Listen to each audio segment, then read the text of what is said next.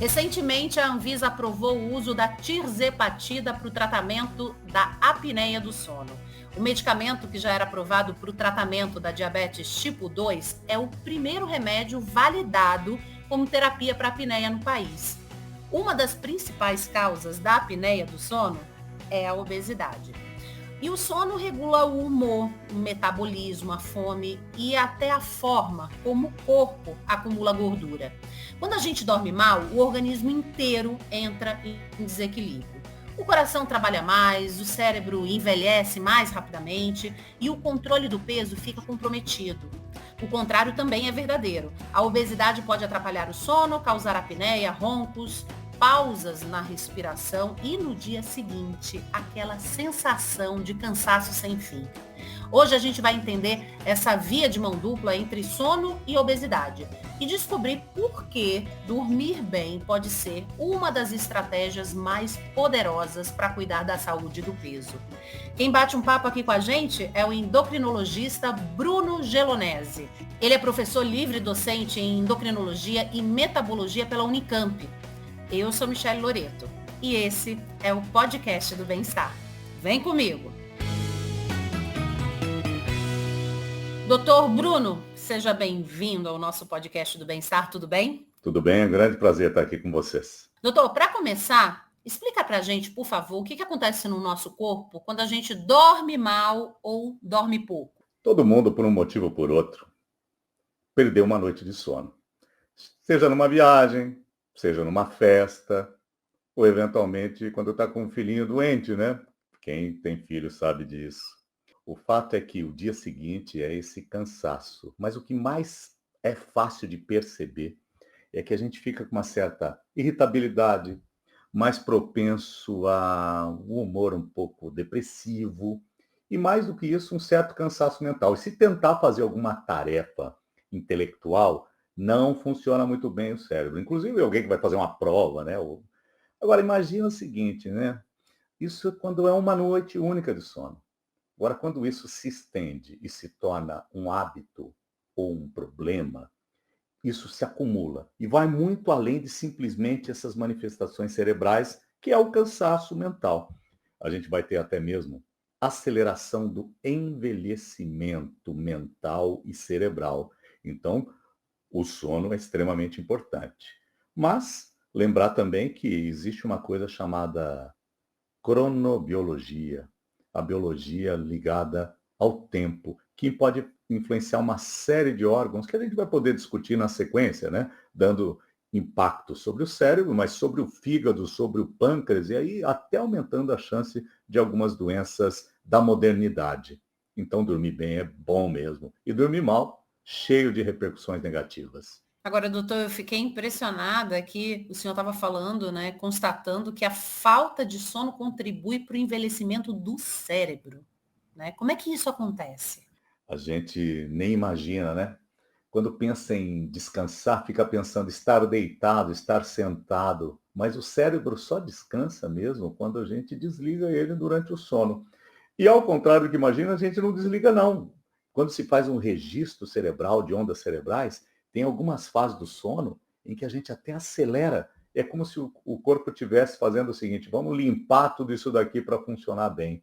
Já se sabe até quais proteínas são, mas acho que para a nossa conversa aqui o mais importante para dizer é que na falta de sono, um certo mecanismo de regeneração de substâncias em cada neurônio se compromete. Isso faz com que haja isso que a gente acabou de falar, envelhecimento. E eu estou me referindo ao quê? É uma pesquisa recém-publicada, do Instituto Karolinska, na Suécia. Pessoal muito caprichoso e seguiu durante vários anos as pessoas com diferentes padrões de sono. E aquelas que tinham menos horas ou menos qualidade do sono foram aquelas que tiveram sinais cerebrais de maior envelhecimento, tanto em ressonância, que é um exame sofisticado, como um exame mais simples, que é simplesmente observar a capacidade de raciocínio, memorização, etc. E, infelizmente, é pior em quem dorme pior. E, por fim, nos casos que evoluem pior, que seria a demência, né? A gente está tão preocupado atualmente. Eu não estou falando de Alzheimer, que é outra doença, tá? Demência, envelhecimento do cérebro, também é mais acelerado em quem tem comprometimento da qualidade e quantidade do sono. E por que quem dorme mal tende a engordar mesmo sem mudar a alimentação? Tipo, nossa, mas eu não estou comendo mais, eu estou comendo bem, mas eu durmo mal e estou engordando. Por quê? Pois é, aí é bem interessante, né? Quando a gente pensa em obesidade, todo mundo só lembra da gordura no corpo, né? O tecido adiposo, o pneuzinho. Mas tem uma parte do corpo que é a responsável principal pela regulação do peso corporal. Se chama hipotálamo, é uma parte na base do cérebro, portanto está no cérebro.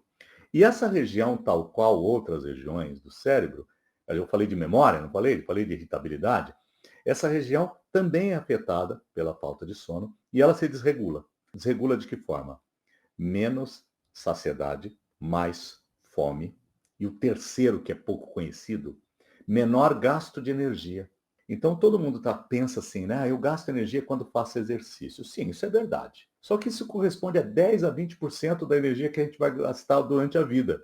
Os outros 80% do gasto energético está vinculado ao próprio funcionamento do corpo para a gente estar vivo. E quando a gente dorme mal, a gente entra num estado de economia, gastando menos. Isso facilita ganho de peso.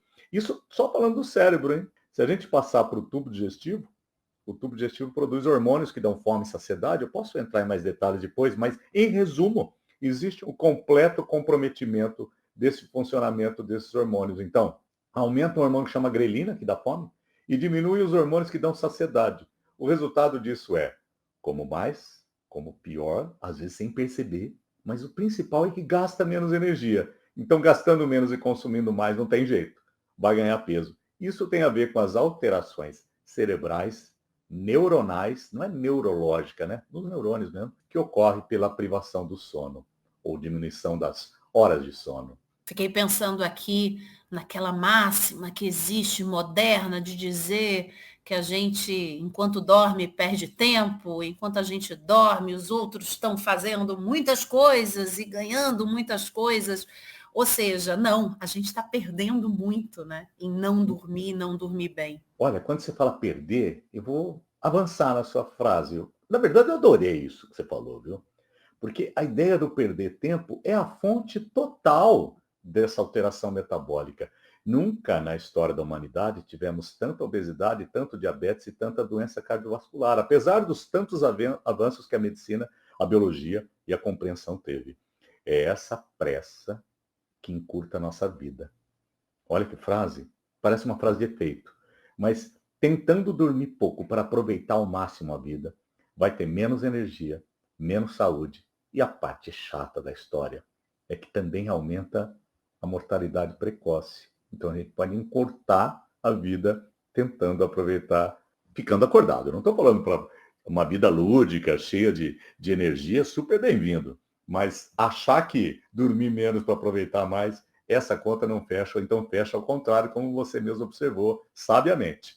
O senhor falou de diabetes, a privação do sono também pode aumentar o risco de diabetes, né? Sim, olha, tem três coisas muito interessantes e eu vou discorrer dessa forma. Número um, quando na privação do sono existe uma dificuldade para a insulina do corpo funcionar. Isso se chama resistência à insulina. Os próprios médicos, que eventualmente estão me ouvindo, né? Lógico, o público aqui é diverso, ou pessoas com formação na área de biologia, vão pensar assim: a dificuldade da insulina atuar é porque ganhou peso. Nós temos um estudo feito na Unicamp muito interessante, mostrando que as pessoas que dormem menos, mesmo aquelas que por qualquer motivo não ganharam peso, já têm resistência à ação da insulina, porque o corpo redistribui a gordura para o abdômen. Olha que coisa maluca. Ou seja, não é só quantidade, é localização. Esse é o primeiro ponto. O segundo ponto, o corpo, enquanto nós estamos dormindo, descansando, a gente produz um pouco de glicose, principalmente no fígado. Isso é fisiologia normal. Vamos entender o seguinte: enquanto estamos acordados, a gente busca nutriente. Enquanto a gente está dormindo, nós e os outros animais, nós precisamos de nutriente para suprir principalmente o cérebro, nós humanos, porque temos um cérebro desproporcionalmente grande. E o cérebro só usa glicose, só açúcar. A maioria das pessoas nem imagina isso. Estou dormindo, seja 4 horas, 6 horas, 10 horas, tanto faz. Durante esse período eu preciso dessa glicose e o fígado produz. Acorda, come, isso para ou diminui praticamente para zero.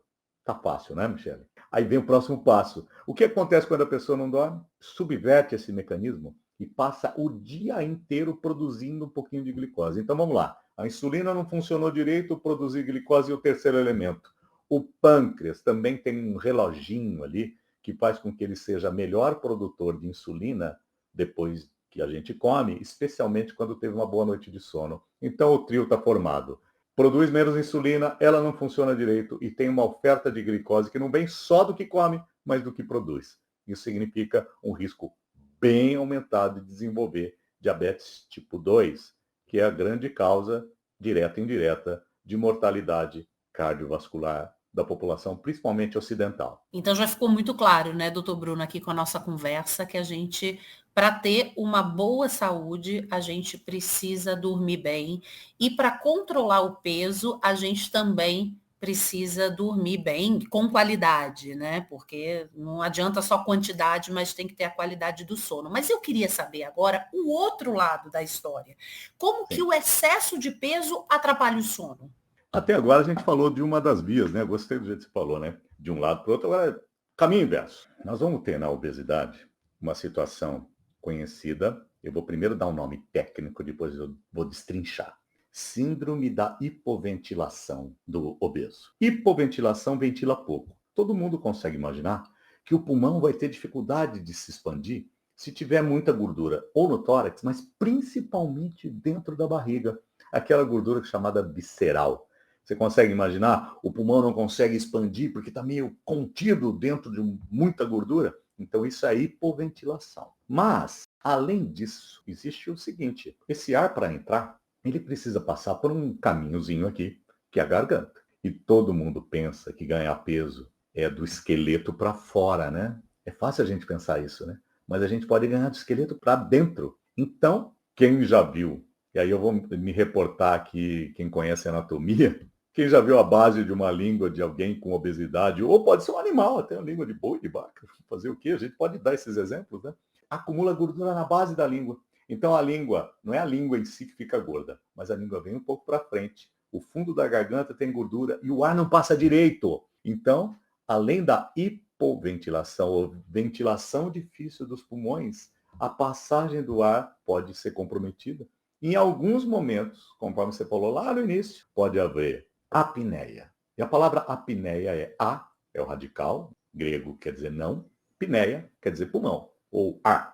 Apneia é não respirar. E esses momentos de não respirar são determinados muito por essa presença de obesidade, que não deixa o pulmão funcionar e dificulta a passagem do ar. Interessante isso, doutor, porque então a pessoa que está com obesidade, ela não dormir bem, prejudica a saúde e vira algo que não acaba nunca, né? Vai prejudicando ainda mais a saúde dessa pessoa. É o chamado ciclo vicioso, que no caso aqui tem uma continuidade, é o que você mesmo falou. Então, eu tenho a apneia, ou a dificuldade para respirar durante a noite, e essas alterações vão piorar todo aquele sistema que eu já falei que levou à própria obesidade, né? Então, de uma forma ou de outra, como se estivesse perpetuando ou agravando, independente da vontade da pessoa, hein? Veja, que muita gente acha que ganho de peso tem a ver com personalidade, né?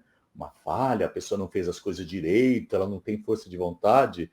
Gente, vamos pensar juntos, né? Depois desses mecanismos todos fisiológicos, hormônios todos funcionando, a força de vontade vai ter muita pouca influência para reverter isso tudo. E dormindo mal, a pessoa vai ter também dificuldade para emagrecer, né? A pessoa que está tentando emagrecer vai ter dificuldade. Claro, primeiro, porque ela aumenta o hormônio que dá fome e diminui o que dá saciedade. Então, mesmo com muita força de vontade. A outra, ela fala, amanhã eu vou levantar e vou para a academia. Dormiu mal, cadê a energia para fazer isso? E o terceiro elemento é que mesmo fazendo exercício, agora um dado aqui um pouco mais técnico, o gasto de energia numa série na academia é um pouco menor, porque ele já está gastando menos. Ou seja, essa pessoa precisa de ajuda. Ajuda tecnológica, médica. E falando em ajuda, a Anvisa aprovou o uso da tirzepatida, né, que é um medicamento para tratar a diabetes tipo 2, para o tratamento da apneia do sono em adultos com obesidade. Queria entender qual a importância disso, doutor. Vamos fazer um histórico, né? A tirzepatida é um análogo, e a palavra análogo quer dizer uma substância muito parecida com coisas que a gente já tem no organismo. São dois hormônios, GLP-1 e GIP, que são produzidos no tubo digestivo. Então, tirzepatida, análogo de GLP-1 e GIP. Mas antes da tirzepatida, o primeiro análogo, assim, com bem usado, e ainda bastante usado no Brasil, chama liraglutida, que também é uma canetinha injetável, só que é diariamente. E o segundo foi a semaglutida e o terceiro agora a tirzepatida em ordem, né? E a tirzepatida foi aquela que teve um estudo bem específico para a apneia de sono. Mas vamos voltar um pouquinho, né? Junto com isso, eu queria falar o seguinte, ó. Todo método que implica em redução de peso pode melhorar a apneia de sono e melhora a ventilação pulmonar em quem tem obesidade. Se a pessoa emagreceu só fazendo exercício, se ela fez dieta com grande força de vontade, ou se ela fez cirurgia bariátrica, todos esses métodos melhoram. Mas, o que tem de peculiar na tirzepatida? Não é cirurgia, porque é de alguma forma muito agressiva, e quando foi estudado num grupo específico de pessoas portadoras da síndrome da apneia de sono, que foram estudadas inclusive com um exame que chama polissonografia, depois eu explico melhor. O que apresentou, essas pessoas perderam peso e tiveram uma melhora muito grande da apneia de sono e da sua qualidade de vida. O que se traduziu, Michele, exatamente o contrário do ciclo vicioso, um ciclo virtuoso, né? Perde peso, respira melhor, dorme melhor, perde mais peso e aí isso daí rodou no sentido contrário. E isso é um benefício que pode ser explorado e que felizmente chegou de uma forma, vamos dizer assim, segura. Os antigos medicamentos anti-obesidade, muita gente conhece, as fórmulas do passado ou até do presente, as pessoas inadvertidamente usam, eles traziam alguma perda de peso, mas sem esses benefícios. Por quê? Porque aumentava o risco de mal-estar, dava irritabilidade. A pessoa que usava derivados de anfetaminas, as fórmulas do passado, elas perdiam peso, mas ficavam com alteração do sistema nervoso central. E com isso não dormiam bem. Já com a tirzepatida ou com seus semelhantes, essa conta fecha na direção positiva. Por isso a gente fica bastante animado com essa possibilidade. Agora, infelizmente, pelo preço, né, doutor, é um tratamento que vai ser restrito aí a poucas pessoas, né? Uma medicação que a gente não tem disponível no SUS. Eu queria saber qual é a orientação, então, para uma pessoa com excesso de peso, obesidade, que está ouvindo a gente agora, né? Não tem como pagar por isso. Que tipo de tratamento ela deve procurar? Se ela deve tomar remédio para dormir? O que fazer nesse momento? Puxa, uma pergunta bem complexa, mas muito bem-vinda. Eu sei da minha responsabilidade social também, né? Eu trabalho na universidade, com pesquisa, lido com pessoas que têm acesso e pessoas que não têm acesso a esse tipo de medicação, né? Então, como sempre, essa é uma máxima boa, prevenção é o melhor remédio, né? Então, por que que tanta gente está ganhando peso? É melhor a gente falar sobre isso, né? Parte por desconhecimento dos malefícios do peso. Não é incomum as pessoas acharem que excesso de peso é só um problema estético. E nem estão imaginando que podem ter a apneia do sono e ter todo esse ciclo negativo que a gente acabou de descrever, Michele. Então, acho que a primeira coisa, conscientização, que não é um problema só estético. Segundo, outra questão super importante. Os mecanismos para ganho de peso na sociedade têm a ver com a modernidade, né? E essa mesma pessoa que está dormindo mal é aquela que está apostando na ideia de que tem que aumentar a sua rentabilidade, não é verdade? Aproveitar a vida, dormir é perda de tempo. E ela aproveita de que jeito? Muitas vezes com maus hábitos. Pode ser fumando, consumo de álcool, para manter-se acordada ela usa café em excesso, ela usa estimulantes, energético. Então essa mesma pessoa, ela está produzindo um problema que depois ela vai ter dificuldade para administrar, tendo recursos financeiros ou não. Então, veja, a questão passa um pouco antes, né? E quando a gente pensa em quando que a obesidade começa, ela começa, óbvio, com alguma questão que envolve alimentação. E os grandes vilões da atualidade não são as comidas com açúcar, doces, caseiros, né? Todo mundo fica falando mal do pastel, do biscoito, da torta que a vovó fez. Não é esse, não é a comida caseira. É o alimento industrializado, ultraprocessado, que, em última instância, não apenas contém muitas calorias, como engana esse hipotálamo e faz a gente comer mais. E a outra coisa, Se a gente pensar na obesidade começando desde a infância e atingindo a idade adulta, a atividade física não é só ir na academia, né? A academia é para uma, vamos dizer assim, outra vez, não é acessível a todo mundo. Agora, passear, andar ao ar livre, ir numa praça, dançar, né? Pode ser sozinho em casa, ou melhor ainda, indo numa festa, né? Uma roda de samba. Tudo isso é permitido, custa barato, previne e melhora a possibilidade de obesidade. Mas última coisa, você falou aí de acesso, né? De fato, o Brasil teria dificuldade para bancar uma tirzepatida para toda a população. Só que a sociedade não tem nenhum tipo de economia para que as pessoas todas, ou praticamente todas, tenham um smartphone, não tem? E essa telinha do smartphone, ela piora a regulação da fome e saciedade, e ela pode ser uma grande fonte da tendência da pessoa usar antes de dormir e prejudicar seu sono. Então, se eu falar de prevenção, eu estou falando segurança pública, orientação, muito mais questões que envolvem sobretaxação de alimentos que engordam e também o mau uso das tecnologias.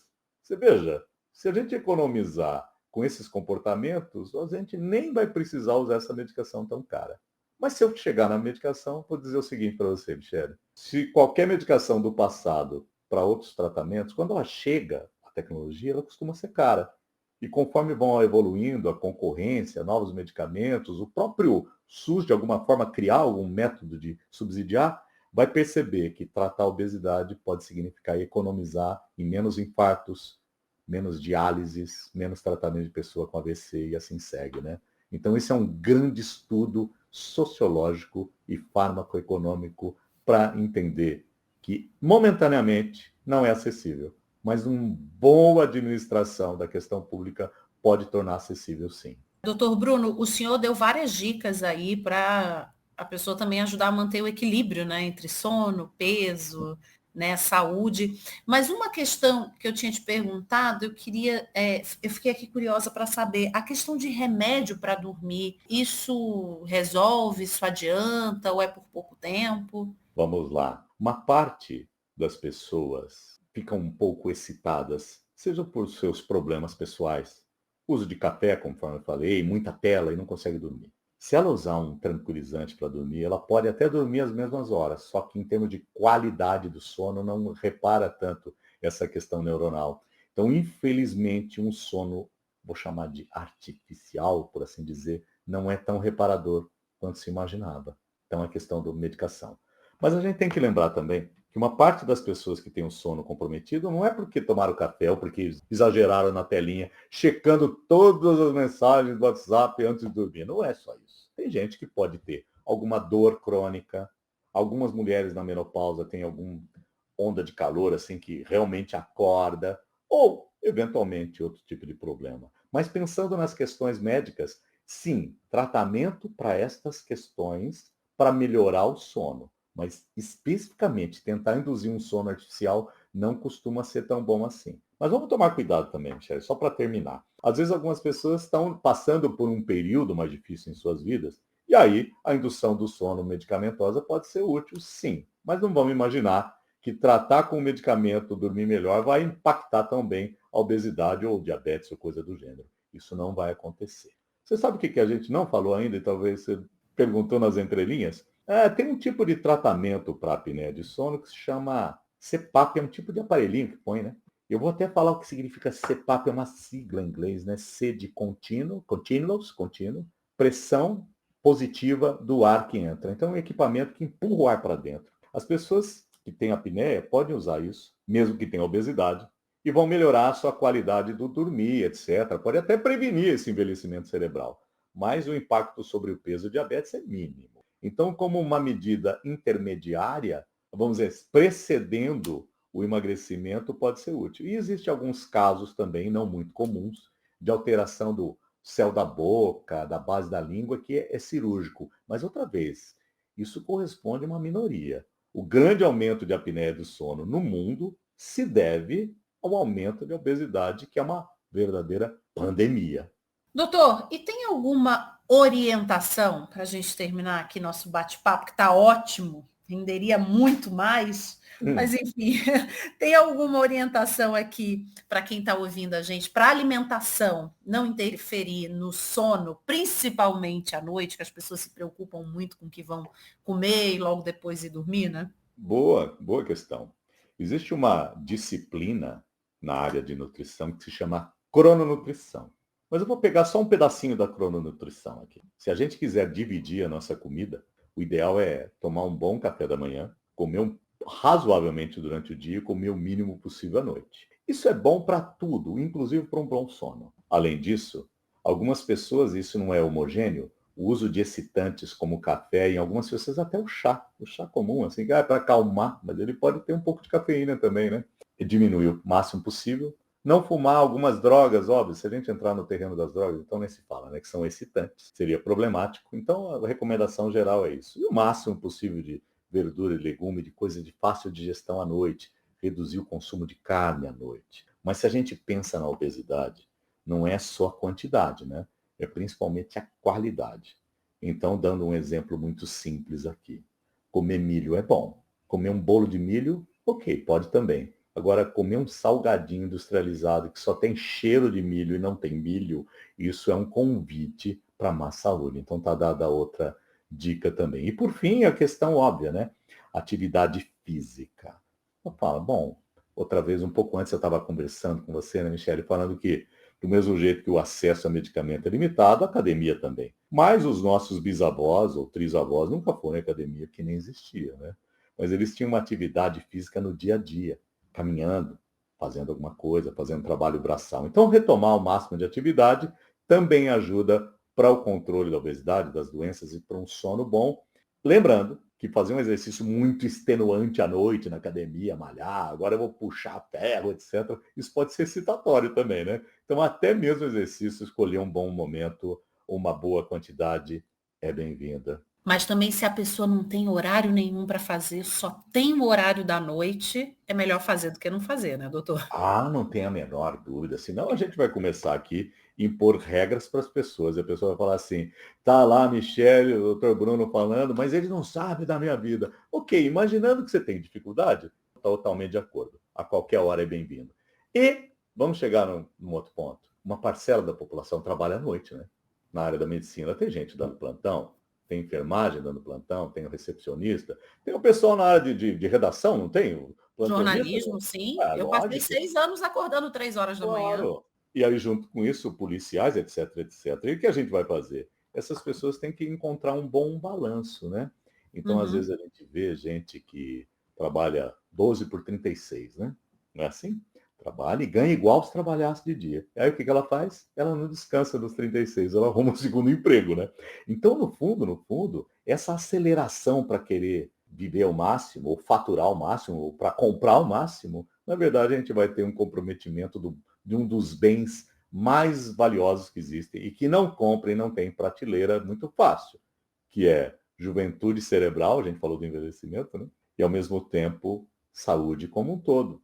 E além do que o bem-estar, né? Menos irritabilidade, melhor convivência social, isso faz tão bem para a saúde como qualquer outra coisa. Doutor Bruno Gelonese, muito obrigada pela sua participação aqui no podcast do Bem-Estar, com informações tão importantes, viu? Eu que agradeço. Imaginar que eu estou contribuindo com o bem-estar das pessoas é missão cumprida. Obrigado. Com certeza. E, gente, olha só, dormir bem não é luxo não, tá? Você entendeu aqui em tudo que a gente falou que é necessidade. O sono regula o apetite, o metabolismo e até a forma como a gente lida com as emoções. E entender essa relação com o peso é um convite para olhar o corpo com mais gentileza e responsabilidade. Se o assunto te fez pensar sobre seus hábitos, uma dica: procure ajuda médica. Cuide da sua rotina de sono, não subestime o poder de uma boa noite de descanso e compartilhe também esse podcast com outras pessoas que precisam ouvir sobre esse assunto, porque informação é saúde, eu falo isso sempre, e informação de qualidade a gente tem que espalhar por aí. Muito obrigada a você que acompanha o nosso podcast do Bem-Estar. Toda quarta-feira aqui tem assunto novo sobre saúde, qualidade de vida. E esse podcast que você acabou de ouvir teve produção de Adriana Soderi, gravação de Fernanda Lanza, edição de Renata Fernandes e direção de Karina Dorinho. Eu sou a Michele Loreto e esse foi mais um episódio do nosso podcast do Bem-Estar. Até o próximo. Um cheiro.